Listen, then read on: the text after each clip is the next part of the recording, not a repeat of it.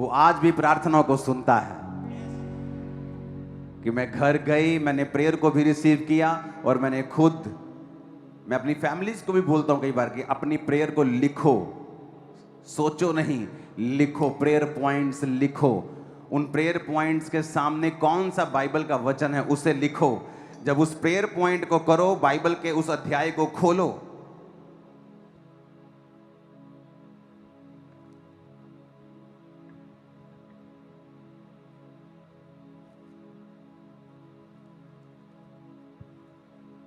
ये मेरा prayer points है, इसे जूम मत करना। ये देखो, हल्का सा दिखाना। ये मेरी बाइबल के पीछे प्रेयर पॉइंट्स लिखे हैं। ओके, ये लोग जूम कर करके आप देखेंगे। ये मेरी बाइबल के पीछे के प्रेयर पॉइंट्स हैं। और जब मैं प्रार्थना के लिए बैठता हूं, इन्हें एक प्रेयर पॉइंट को करता हूं, उसके अनुसार कौन सा वचन मुझे सपोर्ट करता है, फिर उसको खोलता हूं, फिर वो प्रेयर पॉइंट उस वचन के साथ करता हूं, फिर नेक्स्ट प्रेयर पॉइंट, फिर अगला प्रेयर पॉइंट। यीशु मसीह ने कहा, अन्य जातियों की तरह प्रार्थना में बक मत करो।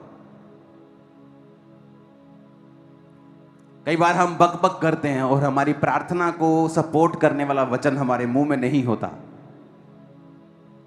जज को जितना मर्जी पता हो कि ये आदमी बेकसूर है, लेकिन अगर उसका वकील अच्छे से केस हैंडल नहीं कर पाता है, वो व्यक्ति सही होते हुए भी गुनहगार साबित हो सकता है या उसका केस लंबा खिंच सकता है।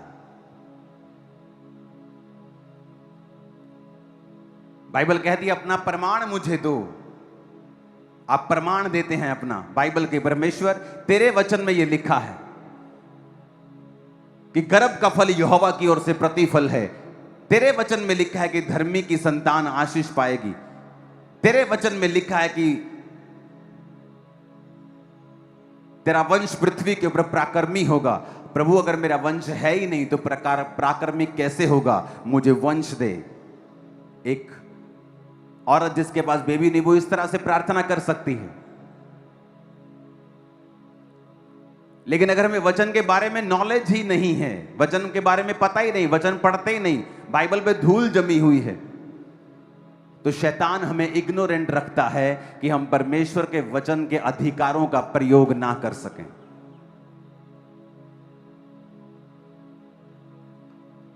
परमेश्वर ने आज आपकी बीमारी के लिए कुछ नहीं करना है, उसने आज आपकी तकलीफ के लिए कुछ नहीं करना, वो ऑलरेडी कर चुका है। उसने अपने कामों को खत्म करके क्रूस पर बोला था, इट इज फिनिश्ड। अब हमें उन खत्म किए कामों के ऊपर बिलीव करना है और उन खत्म किए कामों पर विश्वास करके, उन्हें अंगीकार करके, उनकी घोषणा करके, उसके अनुसार जीवन को बिताकर उन सब चीजों को प्रैक्टिकली अपने जीवन में पूरा होते हुए देखना है। हालेलुया। आप कभी ग्रेटनेस की उस पोजीशन पे नहीं जा सकते हैं अगर आप परमेश्वर के वर्ड को फॉलो नहीं करते हैं।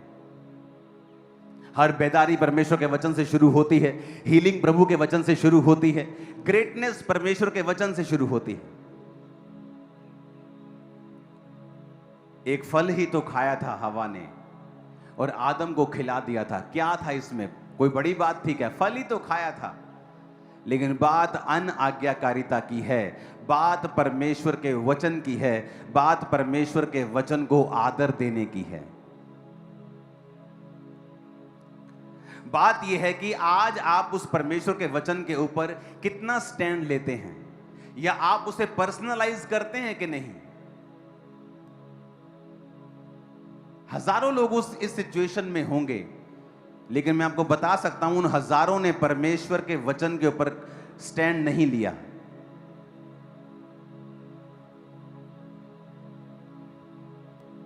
आज जो भी बदलाव होते हैं अमेरिका के, आज जब आप बेदारी देखते हैं, वहां पे ईसाई लोगों को देखते हैं, क्रिश्चियन लोगों को देखते हैं सड़कों के ऊपर प्रार्थना करते हुए। बिलियनियर मिलियनियर सड़कों के ऊपर खड़े होकर प्रार्थना करते हैं, वहां विश्वासी जीवन जीते हैं। जवान यंग लड़के लड़कियां शादी के बिना कोई संबंध नहीं रखते किसी लड़के लड़की से, पवित्रताई का जीवन जीते। और अगर आप देखेंगे अमेरिका की बेदारी 1900 में, जब परमेश्वर के बड़े बड़े सेवक जो आज खुदा में सो चुके हैं और प्रभु के पास स्वर्ग में हैं, आप उनकी जीवनी को कभी पढ़ना, उन्होंने प्रार्थनाएं की हैं, परमेश्वर के वचन के ऊपर खड़े रहे, हिलो मत, कि परमेश्वर तेरे वचन में लिखा है कि तूने हमें बीमारियों पर अधिकार दिया है। एक सेवक अड़ गया परमेश्वर के सामने, कनाडा का सेवक था, अमेरिका में उसकी सेवकाई थी, अड़ गया परमेश्वर के सामने, कहता प्रभु तेरे वचन में लिखा है तू चंगा करता है, मुझे ये चंगाई की सामर्थ्य चाहिए, कुछ भी कर मुझे चाहिए, या मुझे ले जा, मुझे दुनिया से ले जा, लेकिन मुझे ये सामर्थ्य चाहिए लोगों को हील करने की। और जब वो एक जगह पे जा रहा था प्रार्थना करते हुए, तो सामने से कोई टॉर्च लेके आ रहा था ऐसे चलता हुआ, उसे लगा शायद कोई चौकीदार है या कोई और आदमी है, तो वो जब टॉर्च लेके उसके पास आया, वो स्वर्गदूत था और उसके हाथ में बाइबल थी जो चमक रही थी। सुनो, ये रियल स्टोरी है। और उसने उस परमेश्वर के संत को कहा, परमेश्वर के दास को कहा कि आज लोगों के अंदर समर्पित जीवन नहीं है, आज लोगों ने अपना समर्पण परमेश्वर के सामने नहीं किया है, इसीलिए वो प्रेरितों के काम वाली सामर्थ्य भी उन पास्टरों की लाइफ पे नहीं है। वो ये कहकर स्वर्गदूत गायब हो गए और बाइबल भी गायब हो गई। और उस सेवक ने परमेश्वर के दर्शन को समझ लिया कि मैंने जो परमेश्वर के सामने जिद करके प्रार्थनाएं की हैं, परमेश्वर ने मुझे उसका उत्तर दिया है। और उसने प्रेयर्स करनी स्टार्ट की और एक स्ट्रॉन्ग हीलिंग अनॉइंटिंग उसकी लाइफ में आए और काम करे। अब ये हिस्ट्री में रिकॉर्ड है और सारी रिटन चीजें हैं। 1905 में जिस शहर में वो सेवा करने लगा था, वहां पे 1 लाख रिटन मिरेकल्स उसकी सेवकाई में हुए थे। और जब अमेरिका के डिपार्टमेंट्स ने उस शहर का सर्वे किया, और जब पूरे देश का सर्वे होता है, तो उसका जो शहर था पूरे देश का सबसे ज्यादा हेल्थी और चंगा शरीर वाला, जहां सब लोग चंगे थे, पूरे देश में वो शहर, वो कस्बा नंबर 1 था पूरे देश, पूरे अमेरिका में, क्योंकि इतने मिरेकल्स उसकी सेवकाई से हुए, इतने हीलिंग्स उसकी सेवकाई से हुई, क्योंकि एक परमेश्वर के दास ने स्टैंड लिया कि मैं परमेश्वर के वचन के ऊपर चलूंगा। जब आप परमेश्वर के वचन के ऊपर स्टैंड लेते हैं और खड़े रहते हैं, और ये बहुत बड़ा नहीं होता है, शुरुआत बहुत बड़ी नहीं होती है, छोटी सी होती है।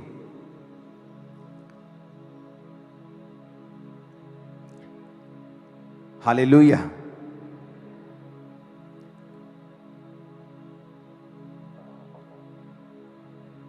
और दानियल 1 में लिखा, यहूदा के राजा यहोयाकीम के राज्य के 3रे वर्ष में बेबीलोन के राजा नबूकदनेस्सर ने यरूशलेम पर चढ़ाई करके उसे घेर लिया। और यहां पर लिखा, परमेश्वर ने यहूदा के राजा यहोयाकीम को परमेश्वर के भवन के कई पात्रों सहित उसके हाथ में कर दिया।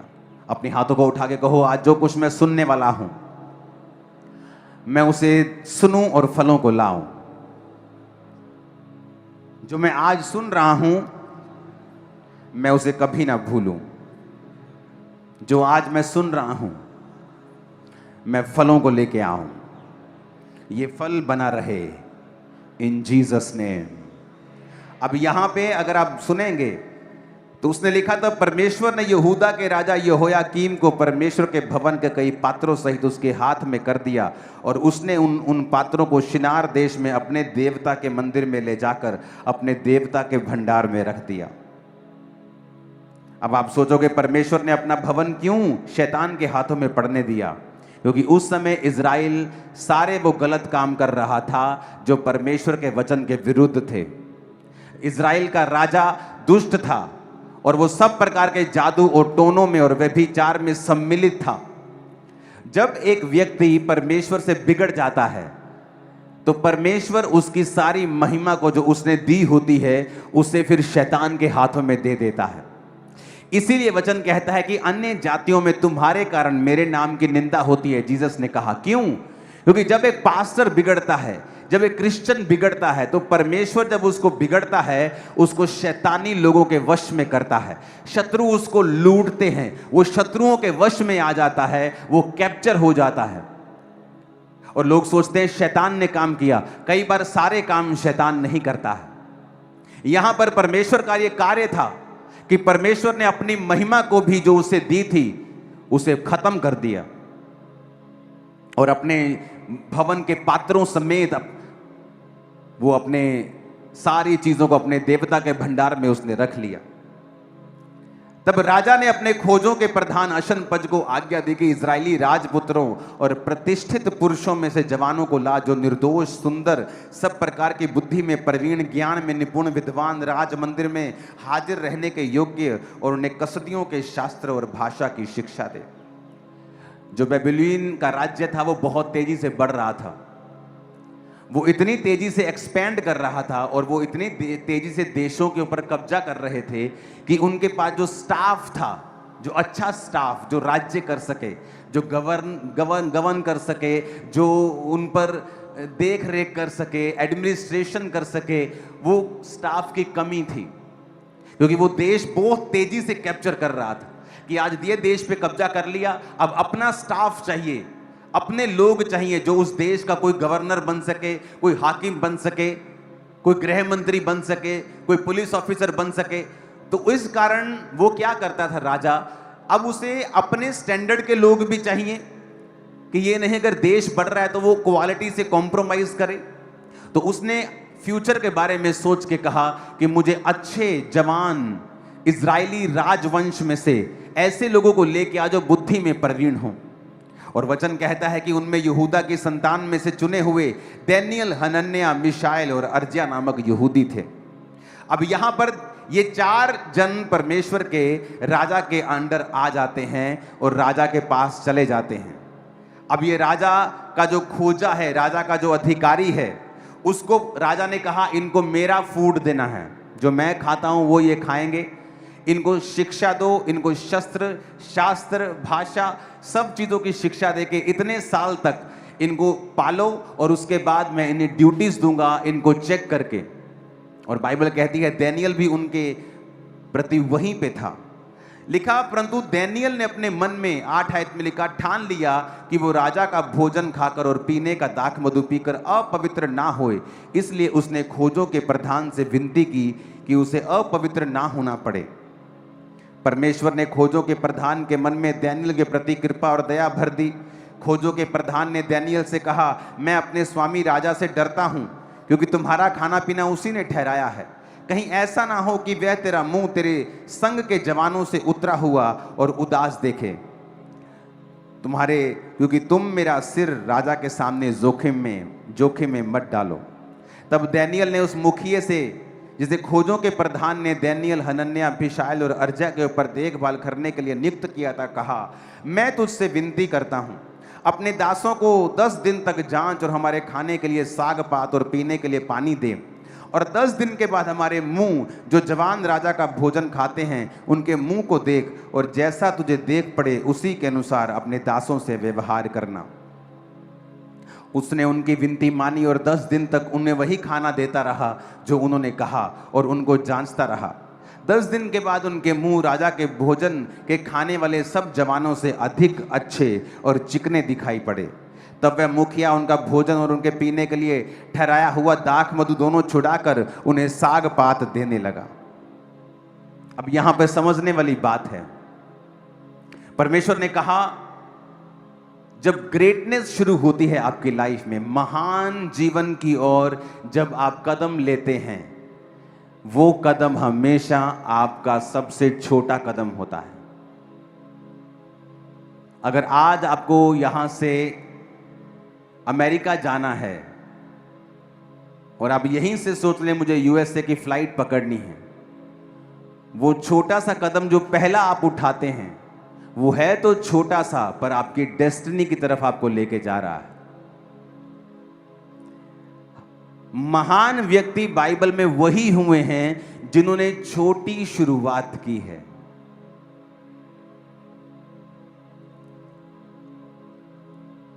थोड़े दिनों के बाद जब राजा टेस्ट लेता है तो दानियेल और उसके 3 साथी बाकी लोगों से बुद्धिमान दिखाई देते हैं और वो उनके आकर समक्ष में सेवा करने लगते हैं। वो बड़े हो जाते हैं और राजा को एक दिन सपना आता है और राजा सब पंडितों को बुला के बोलता है, मुझे सपना आया है बताओ मेरे सपने में मैंने क्या देखा और उसका अर्थ क्या है। सब जादू टोना करने वाले पंडित शास्त्री सब बोले, राजा ऐसा कौन पूछता है, हमें सपना तो बता, हम बता देंगे तेरे सपने का अर्थ क्या है। उसने कहा नहीं, सपना भी तुम बताओ और अर्थ भी तुम बताओ, नहीं बताओगे तो तुम मारे जाओगे। वो नहीं बता सके तो राजा ने झुंझलाहट में आज्ञा दे दी कि सब पंडितों का, सब पास्टर्स का, सब लोगों का नाश कर दो, एक ही दिन में मार दो सबको। जब डैनियल को यह बात मालूम हुई तो उसने अपने साथियों को बोला कि प्रार्थना करो, कल मैं राजा के सामने जा रहा हूं कि परमेश्वर अपना भेद प्रकट करे। और रात को परमेश्वर ने दर्शन में डैनियल को बताया कि उसने कौन सा सपना देखा है और उसका अर्थ क्या है।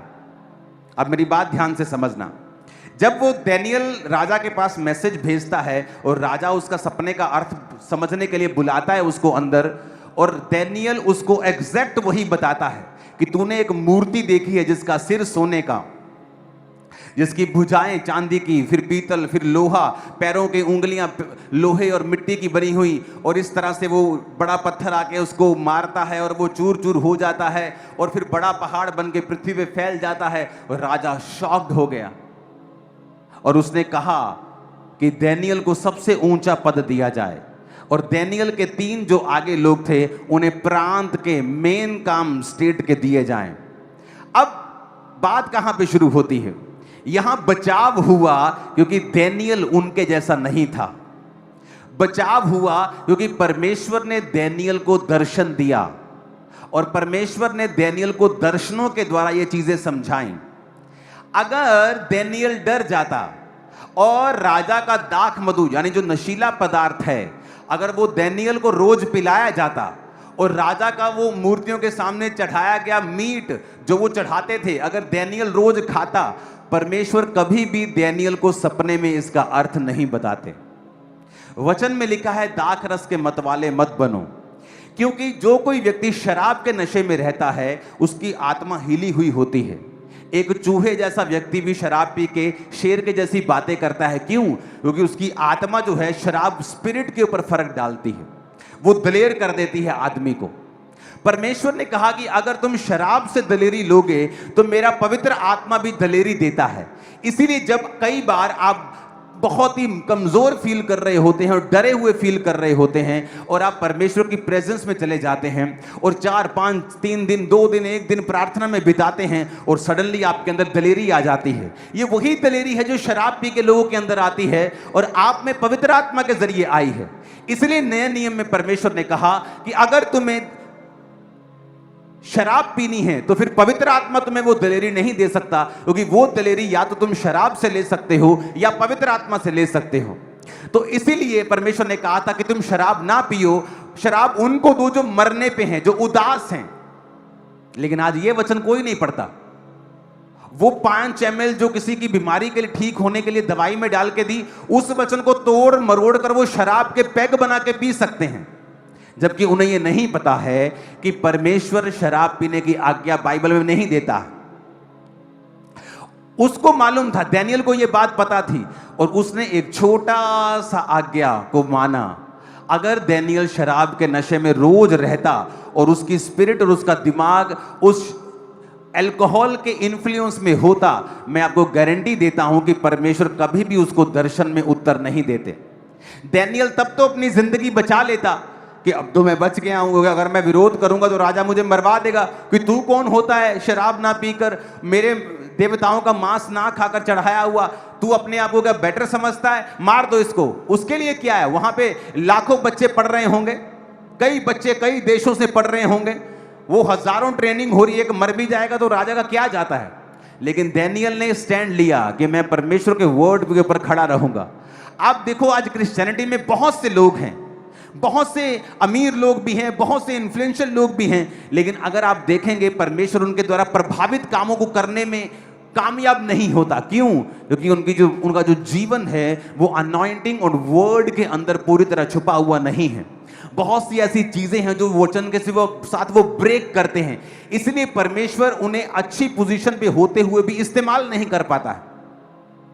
डैनियल ने सोच लिया था कि मैं ये खाना नहीं खाऊंगा। अब डैनियल ने अपने जान की परवाह नहीं की, और अपनी जान की परवाह ना किए बगैर उसने कहा कि भाई साहब तू मुझे साग पात दे दे, तू मुझे साग दे दे, तू मुझे सरसों का साग दे दे, मुझे तो तू गोभी आलू दे दे, और 10 दिन के बाद तू मेरा चेहरा देखना।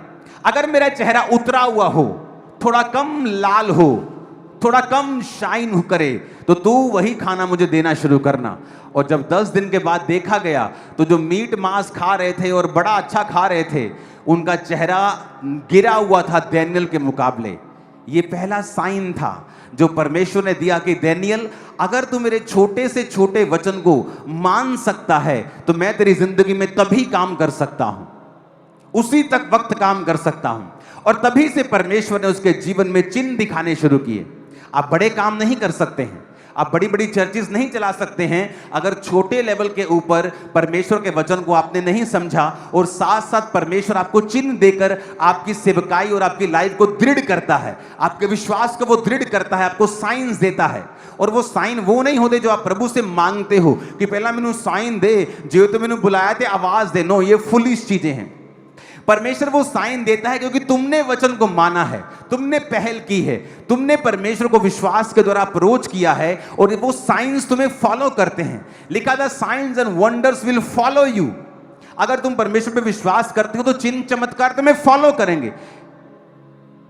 और बाइबल कहती है डैनियल ने कहा, मैं अपनी मौत ले सकता हूं पर मैं ये खाना नहीं खा सकता हूं। एंड में देखो क्या हुआ। अगर डैनियल शराब पीता तो जब राजा ने आज्ञा दी कि सब मार दिए जाएं, उनमें डैनियल भी होता। इतिहास गवाह है, बहुत से ऐसे क्रिश्चियन ऐसी आज्ञाओं के नीचे मारे भी गए हैं, आप पढ़ के देख लो। लेकिन डैनियल उस समय नहीं मरा क्योंकि उसने ठान लिया था कि मैं परमेश्वर के वचन को नहीं ब्रेक करूंगा।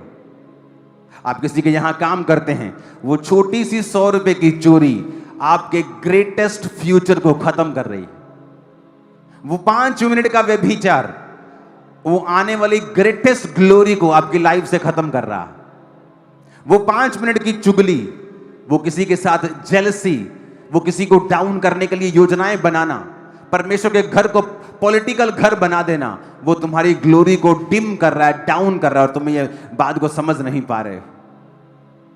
वो तुम्हारी ग्लोरी अगर डाउन हुई तो जो फ्यूचर में परमेश्वर ने तुम्हारे लिए रखा हुआ है वो तुम तक कभी नहीं पहुंचता, क्योंकि तुमने अपने हिस्से को पहले लेने की कोशिश की है। या तो तुम उस एक्साइटमेंट को पहले ले लो 5 मिनट की, और उसके बाद जो फुल लाइफ में एक्साइटमेंट होने वाली है वो तुम छोड़ दो, तो या तो फिर परमेश्वर के वचन पे खड़े रहो।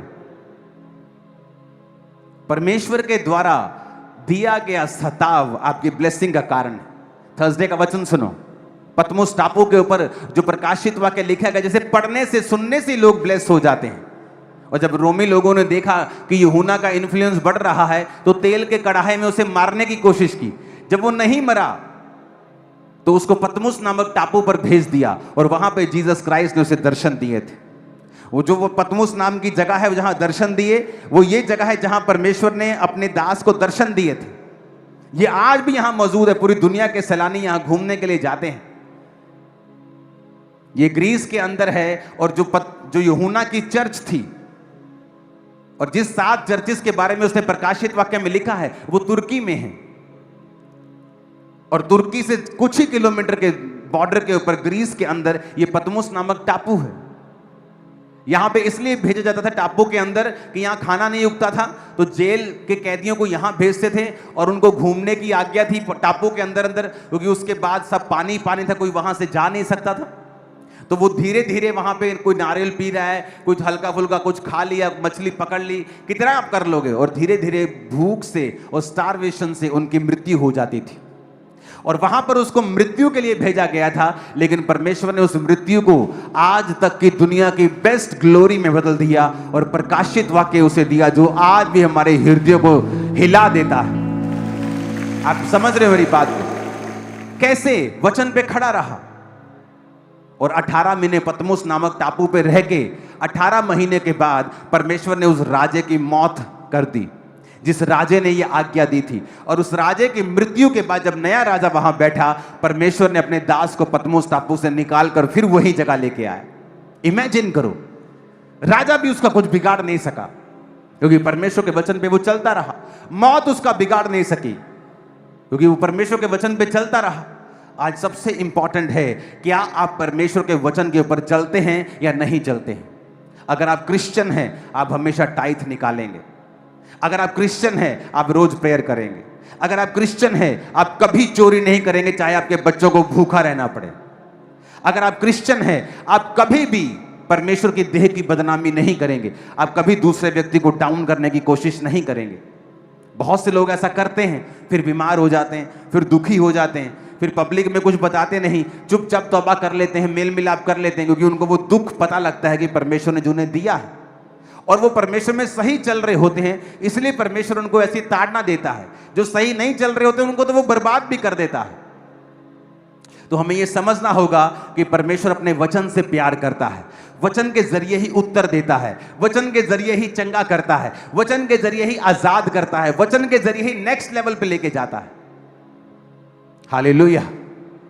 आज कितने ऐसे मूर्ख अभी भी होंगे जो मीटिंग के बाद, इस मीटिंग के बाद तुरंत व्यभिचार में चले जाएंगे और शैतान ने उनकी आंखों को अंधा किया हुआ है। वो नहीं जानते वो क्या खो रहे हैं। जब आप शरीर के पीछे लगते हैं और उस समय शरीर आपको दबाता है, वो तलब आपको दबाती है, वो पाप का अटैक आपको मजबूर करता है, लेकिन उसके बाद एक पार्सल आएगा शर्मिंदगी का, बीमारी का, कमजोरी का, अटैक का, उसे आपको लेना पड़ेगा। एक तरफ से परमेश्वर आपकी जिंदगी के द्वारा काम भी कर रहा होगा, लेकिन वो दुख भी आपको झेलना पड़ेगा, क्योंकि वो आपने अपनी लाइफ में खुद लिया है उस पाप को करके, उस वचन को तोड़ के। क्योंकि वचन कहता है कि जो बाड़ा तोड़ेगा सांप उसको डसेगा। इसलिए परमेश्वर ने जब सूरों वाले व्यक्ति, जो सूअर मर गए थे, जिस व्यक्ति की दुष्ट आत्मा उस सूरों में बैठ गई थी, उसने कहा था हमें सूरों में भेज दे, दुष्ट आत्मा ने कहा था। तो जीसस ने कहा था जा, क्योंकि सूअर चराना पाप था और जहां पाप हो रहा था तो वहां शैतान ने कहा हमें इसमें जाने की आज्ञा दे। जब आप अपने जीवन में परमेश्वर के वचन को तोड़ते हैं, और देखो जिस कारण आप तोड़ते हो वो फ्यूचर में एक बड़ा अजगर बन जाएगा। डैनियल का सबसे बड़ा कारण कि नहीं नहीं मैं शराब पीने से मना नहीं कर सकता, राजा का खाने खाने से, क्या था? उसकी जान। और वही जान जाती कुछ साल बाद। तो एक्चुअल में परमेश्वर का वचन मानने से जो दुख, जो पीड़ा आपको हो रही है और शैतान जिस विषय में आपको डरा रहा है, एक्चुअल में वही आपकी ब्लेसिंग है फ्यूचर में। अगर वो आपको कह रहा है कि अगर तू परमेश्वर के वचन को मानेगा तो तेरी शादी नहीं होगी, एक्चुअल में वो ग्रेट मैरिज है आपकी फ्यूचर में, जो शैतान देख चुका है और वो आपको रोकना चाहता है। हो, अगर तू खुदा के वचन को मानेगा ना, मानेगी, तेरा हस्बैंड तुझे छोड़ देगा।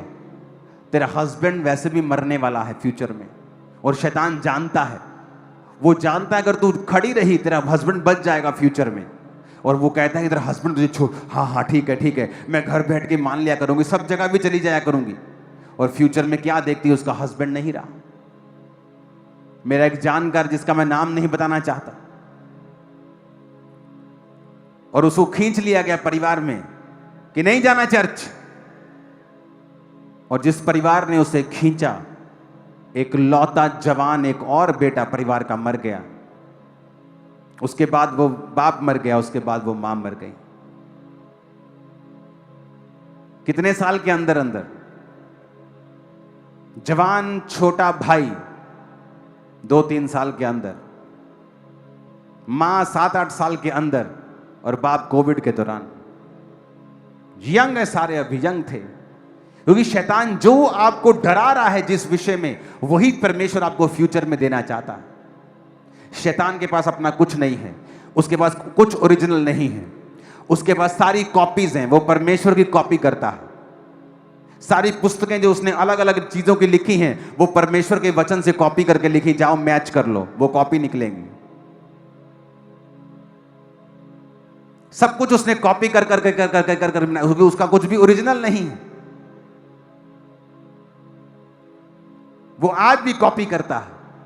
आज भी जब फेक कोई उठता है तो वो जेन्युइन चर्चेस की कॉपी करने लगता है। क्योंकि शैतान के पास अपना कुछ भी ओरिजिनल नहीं है, क्योंकि परमेश्वर उससे बात नहीं करता, वो उसको रेवलेशन नहीं देता। अगर अपनी लाइफ में कामयाब होना है तो मत सोचो कि कोई बात नहीं, छोटा सा झूठ है, ये तो काम पे चलता है, ये तो बिजनेस में चलता है, छोटा झूठ नहीं चलता। छोटा झूठ, छोटी चोरी, छोटा गुनाह का तोड़ना, ये आपकी लाइफ की डिस्ट्रक्शन की शुरुआत हो सकती है। तभी तो आपको लगता है कोई फर्क नहीं पड़ता है।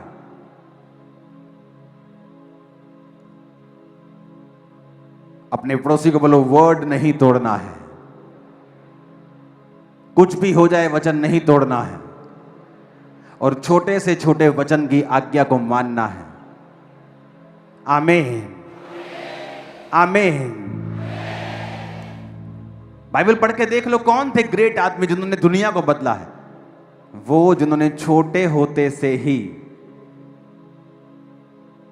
मेरे बच्चों को मैं छोटे होते से ट्रेन किया है कि छोटी बात पर भी झूठ नहीं बोलना है, गलती होने पर भी झूठ नहीं बोलना है, चाहे मार पड़े तुम्हें।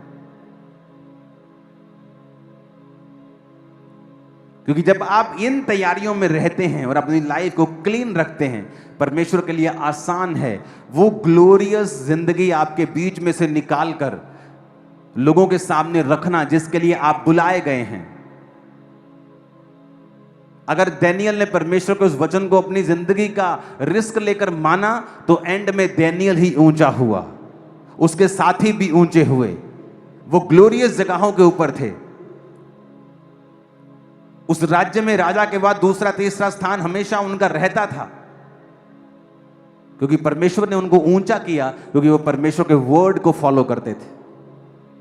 आज आपको नाराज थोड़ी करना है अपने अपने सरपंच को, चाहे आपको कुछ भी खाना पड़े, लंगर खाना पड़े, आप खाएंगे, क्योंकि आप परमेश्वर को नाराज कर लेंगे लेकिन अपने सरपंच को नाराज नहीं करेंगे। आप वो लोग हैं जो लोगों से आदर चाहते हैं लेकिन परमेश्वर से आदर नहीं चाहते हैं, और परमेश्वर भी रहने देता है आपको उसी लेवल के ऊपर और आपको बढ़ाता नहीं।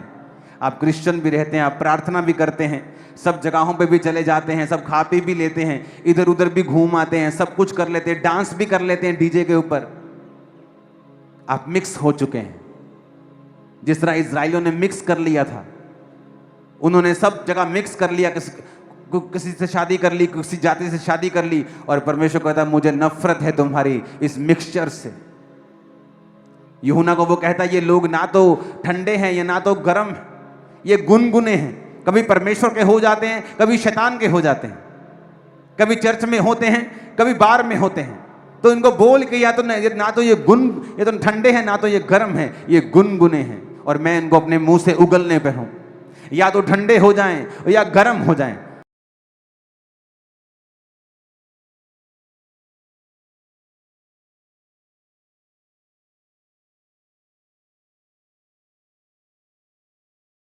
वर्ड आप मानते हो। एक समय था जब मेरी फैमिली का बिजनेस मेरे रिश्तेदारों की सपोर्ट पे निर्भर था। एक समय था जब उन्होंने सपोर्ट किया था, और वही रिश्तेदार बुला के मुझे धमकाते होते थे कि बेटा इसको पढ़,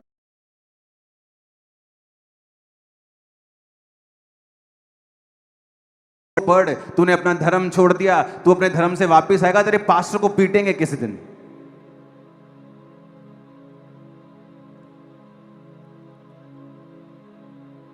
आज वो परमेश्वर के वचन को जानते हैं, चर्च में बैठते हैं, वचन सुनते हैं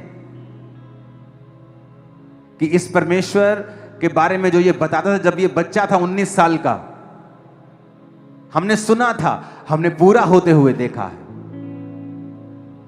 क्या हुआ उस समय? 4 रिश्तेदार चले गए, और वो एकदम से नहीं मेरी जिंदगी में कुछ हुआ कि अगर 10 रिश्तेदार चले गए, कुछ दोस्तों को मैंने छोड़ दिया, कुछ दोस्त निकल गए, कुछ संगति की वजह से चले गए, लेकिन वो अकेले समय मैंने बिताया। आज मेरे लाखों रिश्तेदार हैं।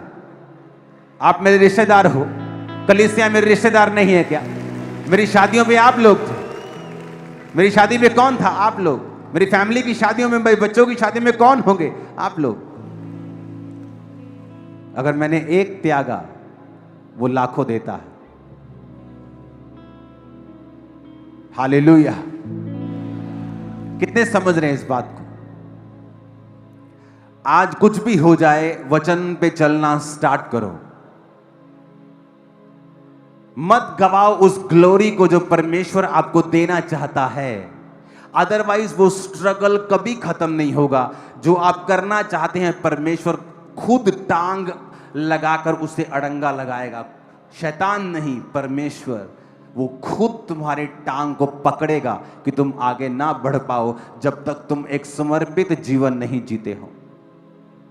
अगर तुम इस वचन को सुन रहे हो तो इसका मतलब परमेश्वर ने तुम्हें आज असाइन किया है कि तुम इस वर्ड को सुन सको, चाहे तुम उस आइसलैंड से या ग्रीनलैंड से क्यों नहीं देख रहे हो। तुम जहां से भी देख रहे हो, परमेश्वर ने यह समय ठहराया है कि वो अपना वचन तुम तक दे रहा है कि मेरे वर्ड के साथ फेथफुल रहो, ताकि तुम्हारी ही ग्लोरी वो तुम्हारे अंदर से पैदा कर सके, तुम्हें वैसा बना सके जो एक्चुअल में परमेश्वर ने तुम्हारे लिए रखा हुआ। जो गलतियां 2006 में मैं करता था, परमेश्वर एक्सपेक्ट करता है कि 2007 में मैं ना करूं। जो 8 में होती थी, 9 में ना करूं। हो सकता है आपको परमेश्वर ने ब्लेस किया हो पिछले सालों में, लेकिन अब वो चाहता है कि आप उस बचपन, मसीही बचपन की वो स्पिरिचुअल बचपन को छोड़ के अब आप जवानी में प्रवेश करें और बुढ़ापे में प्रवेश करें, क्योंकि वो आपके फ्यूचर को जानता है। आपके परिवार पे आने वाली मुसीबतें, आपके फाइनेंस पे आने वाली मुसीबतों को वो जानता है और वो आपको अलर्ट करता है। मेरा विश्वास है आप वर्ड को फॉलो करेंगे। मेरा विश्वास है वचन को रोज पढ़ेंगे। मेरा विश्वास है वचन को रोज पढ़ेंगे और छोटे से छोटे वचन को भी आप अपनी जिंदगी में फॉलो करेंगे। Hallelujah, hallelujah. मुझे आज भी मेरे बच्चे देखते हैं। हर हफ्ते जब मेरे पास पैसा होता है, मैं अपना पर्सनल टाइथ हर हफ्ते निकाल लेता हूं, टाइथ से ज्यादा। और वो देखते हैं कि हमारी लाइफ में बिना इन पैसों का घपला किए हुए हमारी लाइफ में अबंडेंस ब्लेसिंग्स रहती हैं। आप जो पैसा देते हो उसे 30 से ज्यादा 35-40 लोग गिनते होंगे। इन हाउस सीए उसे बैंक में भेजते हैं अगले ही दिन। और शुरू से मैंने ये सिस्टम बनाया था कि सारे सीसीटीवीज के अंदर ये ऑफरिंग होगी। जब ऑफरिंग गिन रहे होगा, कोई बाहर जाने की आज्ञा नहीं है, चाय पीने की आज्ञा नहीं है कि अब तुम जेब में डाल के ले जाओ। परमेश्वर ने मेरे उन रूल्स का आदर किया और इस चर्च को फाइनेंशियली ब्लेस किया।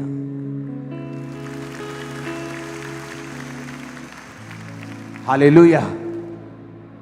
जब आप परमेश्वर के लिए कोई कार्य करते हैं, वो आपके साथ खड़ा हो जाएगा, वो आपके साथ सिस्टम में आ जाएगा, वो आपके संग आ जाएगा।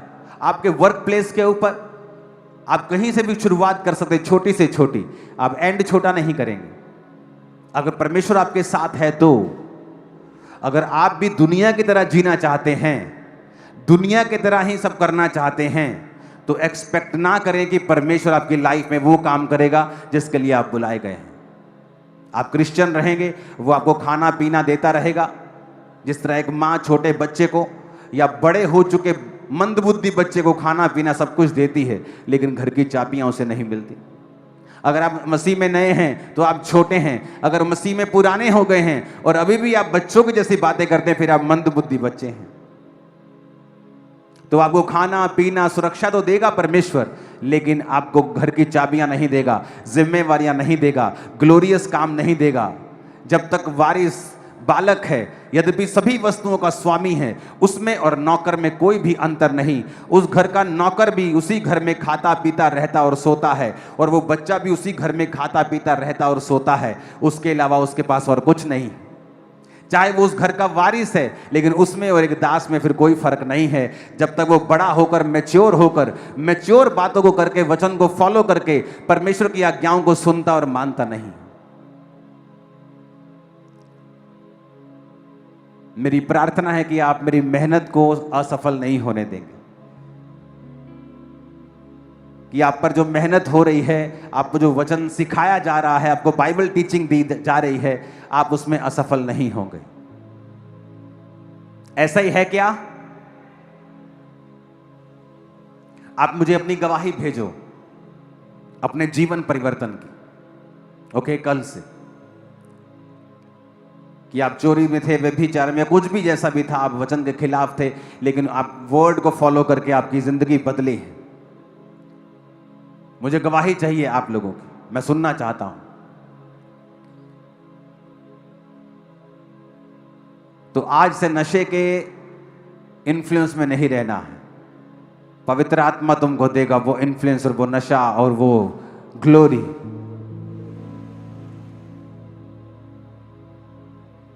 जब गुरदासपुर में क्रूसेड था तो वर्ड जो मैंने दिया था उसके 2 दिन, वचन देने के 2 दिन बाद भी आत्मा मेरे सिर के ऊपर और मेरी बॉडी पे उतरा रहा, 2 दिन छाया रहा, 2 दिन लगातार। जब आप परमेश्वर का वो ग्लोरी लेने की आदी हो जाएंगे ना, आपको ये संसार का नशा कूड़ा लगने लगेगा, आपको आप नफरत करने लगेंगे इस।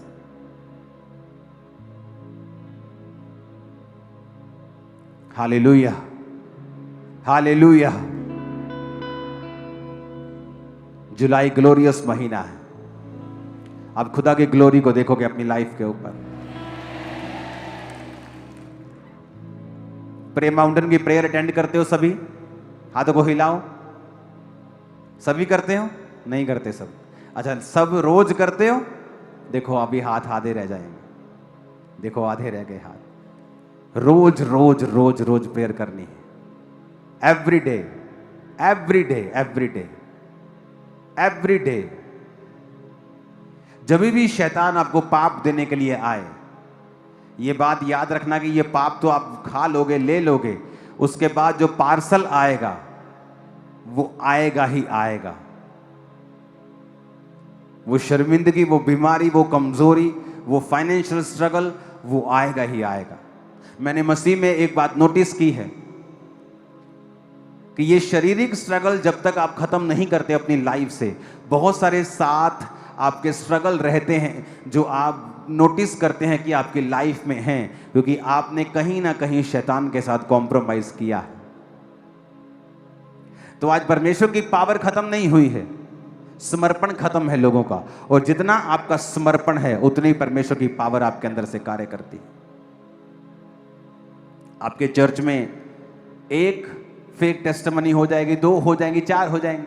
क्या 1 लाख टेस्टिमनी फेक हो सकती? एक कोई ऐसे ही कुछ हो जाएगा, कोई ऐसे साइकोलॉजिकली ठीक हो जाएगा? क्या 100 रोगी सोराइसिस का ठीक हो सकता है 1 साल के अंदर? कंडीशन देखी थी ना उस औरत की, हां, मांस कैसे उतरता था, जो टेस्टिमनी देके गई आज। रोज नहीं, थोड़े थोड़े घंटों में मांस निकलता था।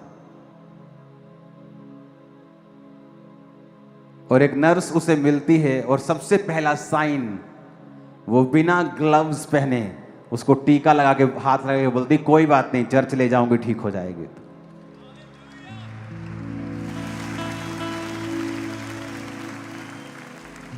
अगर आपका परमेश्वर जीवित ना हो, आप हाथ नहीं लगाएंगे ऐसे मरीजों को, मैं आपको बता सकता हूं। ये छूने से फैलती हैं।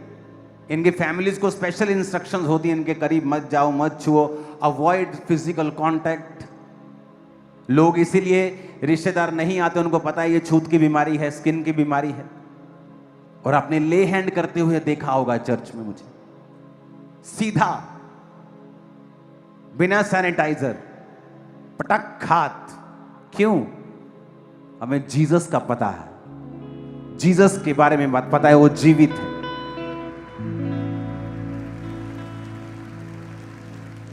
आप पैसा कमाने के लिए अपने आप को दांव पे नहीं लगाते हो। प्राण के बदले आदमी सब कुछ देता है, वचन कहता है।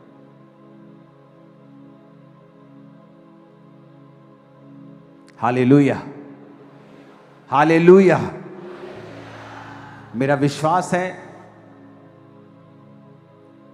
कि आप जानते हैं, चाहे मैं आपको 10 लाख बाइबल के भेद सिखाऊं, जब तक आप खुद बाइबल नहीं पढ़ेंगे, बहुत सी चीजें परमेश्वर आप पर जाहिर नहीं करेगा, चाहे आप मेरे रोज 2 सरमन सुनो। आपको खुद बाइबल की खोज करनी है, वर्ड की खोज करनी है, और आप देखेंगे परमेश्वर आपसे अलग बात कर रहा है। ये वचन जो मैं आपको दे रहा हूं, ये इसलिए है कि आप खुद डायरेक्ट परमेश्वर के साथ जुड़ जाएं। इसलिए परमेश्वर ने उन लोगों को कहा था, इन शास्त्रियों फरिस्तियों को बाप मत कहना। ये वो वाला बाप नहीं था जो लोग आज प्रचार करते हैं। ये वो वाला बाप था कि शास्त्री फरीसी बोलते थे कि हमारे पास आओ अगर ज्ञान चाहिए, हम ही आपको वचन दे सकते हैं, तुम किसी को वचन नहीं दे सकते। नहीं तो परमेश्वर फिर ये क्यों कहता कि अपने माता और पिता की आज्ञा मान? नहीं तो पौलुस फिर क्यों कहता मेरा स्पिरिचुअल सन तिमुथियुस? पतरस फिर क्यों कहता आत्मिक पुत्र? क्योंकि वो आत्मिक बातें हैं, वो अलग चीजें हैं। तो फिर क्यों परमेश्वर अलीशा के हे पिता के पुकारने पर उसको मसा दे देता? अगर वो गलत होता बाइबल से, तूने इंसान को पिता कहा, अब मैं तुझे मसा नहीं दूंगा। उसने पिता कहा, फिर भी मसा उसके जीवन पे आया। हालेलुया। वर्ड को फॉलो करना है। बहुत से लोग जीवित चर्चिस जाने से आपको रोकेंगे, वो शैतान रोकता है। क्यों? शैतान को पता है कि अगर ये जीवित चर्च के साथ जुड़ा रहा तो इसकी ब्लेसिंग पक्की है, और वो फ्यूचर जानता है, और वो आपको रोकने की कोशिश करता है। अगर वो आप रुक गए, आपकी वो ब्लेसिंग आपको कभी नहीं मिलती। जो भी शैतान आपकी लाइफ में कर रहा है, करने की कोशिश कर रहा है, उसे दरकिनार कर दो, इग्नोर कर दो। डरो मत, घबराओ मत, रिस्क लो परमेश्वर के लिए। तुम कामयाब होगे, एक ग्रेट बिजनेसमैन होगे, एक ग्रेट पास्टर होंगे, एक ग्रेट हाउस मेकर होंगे।